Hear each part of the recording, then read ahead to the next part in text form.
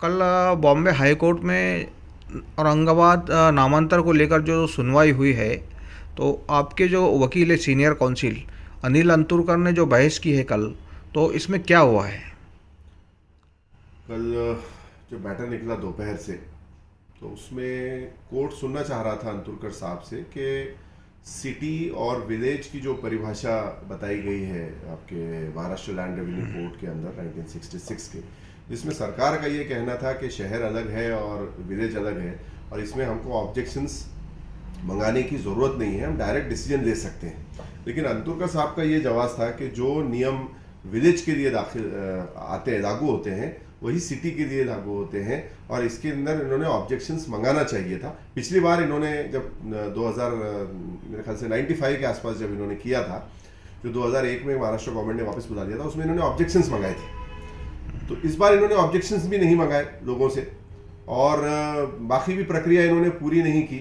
तो वो उस पॉइंट के ऊपर बहस थी कल मेन कि ये विलेज और शहर जो बताया गया है लैंड रेवेन्यू कोड में, सरकारी पक्ष उसको अपनी तरह से परिभाषा उसकी बता रहा था, और अंतुरकर साहब का कहना था कि यही नियम जो है विलेज के जो है वो शहर पे भी लागू होते हैं, और कॉन्स्टिट्यूशन के अंदर विलेज और शहर को किस तरीके से एक बताया गया है, उसके ऊपर ये सारा मैटर था, और उस पर कल पूरी बहस हुई।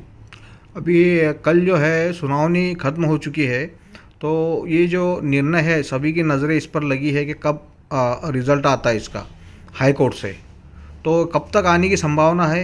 ये लोकसभा चुनाव से पहले आ सकता है या बाद में? लगता तो ऐसा है कि लोकसभा चुनाव के पहले आ जाना चाहिए निर्णय, क्योंकि कोई भी जब कोर्ट किसी मैटर को रिजर्व कर देता है ऑर्डर के लिए, तो 15 दिन, महीना, 1.5 महीने के अंदर उसमें ऑर्डर आ जाता है। अगर वो हिसाब से देखें तो लगता है कि लोकसभा चुनाव के पहले इसमें रिजल्ट आ जाएगा।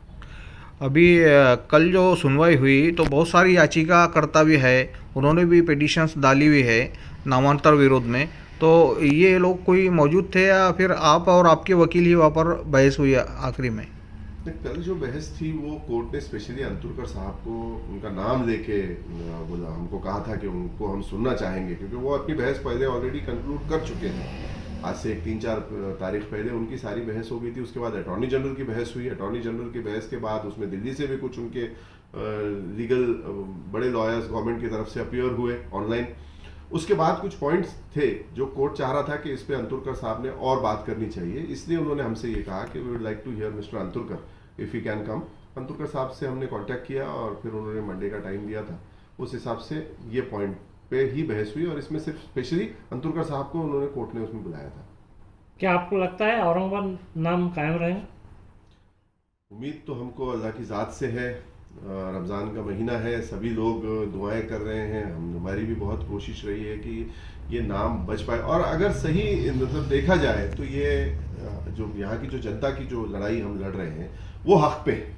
सरकार अपने एक एजेंडे के तौर पे ये काम करते जा रही है, तो वो बिल्कुल भी सही नहीं है।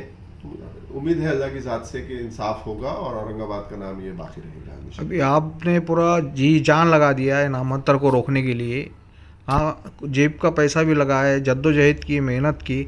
अभी जो इलेक्शन है लोकसभा का, क्या आपको लगता है इसमें मुद्दा बनाया जा सकता है नामांतर को लेकर? अब ये तो जो सियासत करते हैं इस मुद्दों को ले लेकर, ये उनके ऊपर है कि वो किस चीज़ का मुद्दा बनाते हैं। मुद्दा तो उस चीज़ों का भी बन जाता है जो कभी एग्जिस्टेंस में नहीं होती। जैसे आप देखते हैं कि बीजेपी ने कभी लव जिहाद को मुद्दा बनाया, जो कभी एग्जिस्टेंस में कोई चीज़ है ही नहीं।